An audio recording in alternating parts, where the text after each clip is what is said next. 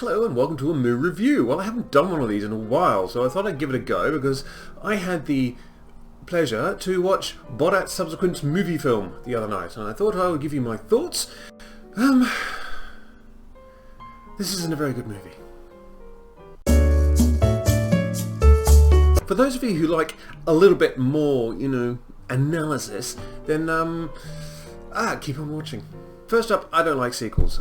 Sequels are almost always a bad idea. There are very, very few instances in film history where sequels have actually been better than the original. And, I know what they're doing and they're continuing to make money, and there are other certain things that they want to do here.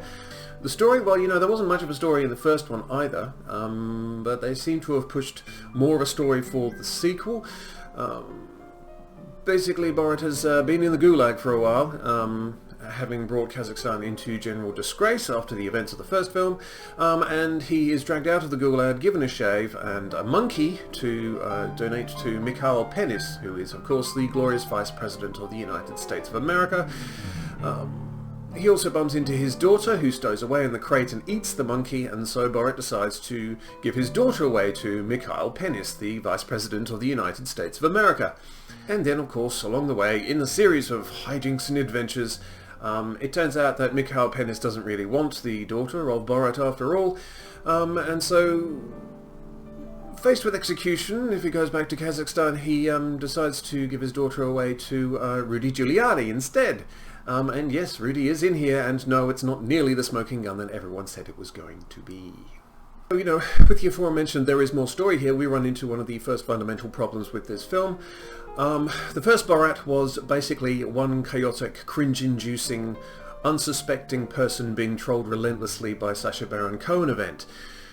This one, because he is more recognised, has a lot less of that in the film, and there's a lot more of a character development arc going on, which is not the sort of thing that you expect or really want in a Borat film in the first place. For me, the strength of Borat as a character is the same strength that Ali G had as a character beforehand.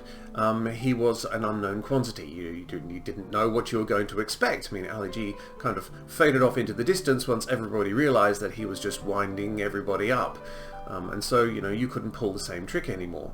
Borat has a similar problem now because the 2006 movie, which was very, very funny and very, very entertaining, is now tainted by the fact that he's quite well known in the US, and this is actually pointed out in the film itself very early on that, he's getting constantly recognised in the States now, and so he has to resort to disguises.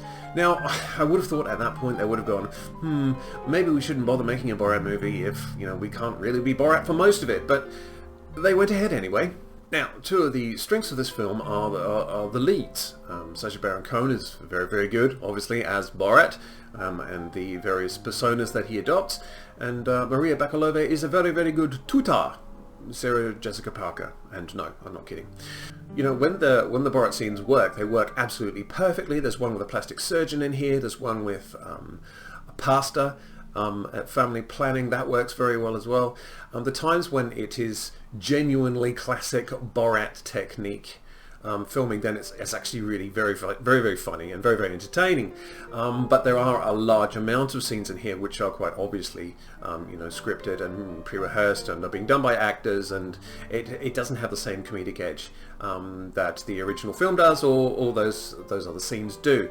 One of the advantages, of course, of Borat dressing up in all of these different outfits is that some of these outfits are outrageously funny at first glance. I did have a couple of laugh-out-loud moments at some of these costumes because they are quite wonderful.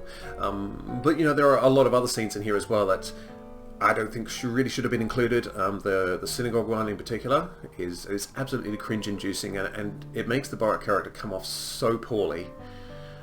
Because he doesn't get the response he expects when he walks into the synagogue in the costume that he's wearing, and yes, you'll have to watch the film to actually find out what that is, but it's spectacular, to say the least.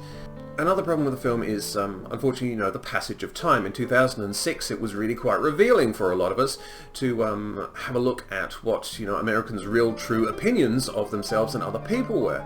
But, these days in 2020, they seem to wear their hearts more on their sleeves, and they're not afraid to say what they think. And so, the shock value of the original film is lost largely in the 2020 version. And of course, we can't really address this film without addressing the political stance of it. If you're referring to the top two political leaders in the country of the United States as Donald Trump and Mikhail Penis, then you know, we're pretty sure which side of the political aisle you're on. And you know, it's no coincidence that this film has come out now, and apparently a lot of work was put in last minute to get it ready before the presidential election. But I do wonder why they bothered, because you know, there's not a target audience here that are going to go, oh well, I guess Borat has a point, I'm going to vote Democrat. It's like, you know, they're having a meeting and they go, well, how are we going to appeal to as many people as possible to make some money out of this? I know, we'll piss off half of them. Brilliant. From a comedy perspective, you know, comedy-wise it's all subjective, but you know, I loved the last Borat movie, and I only loved very, very small patches of this one. A lot of the gags were either over the top or they just missed the mark altogether, and you know, there just doesn't seem to be the same raw comedic energy that the original one had. To be honest, by the end of the film I was starting to get bored. You know, I was thinking, you know, there are other things I could be doing which would be more entertaining than this, and I was quite pleased when it finished. It's not very good.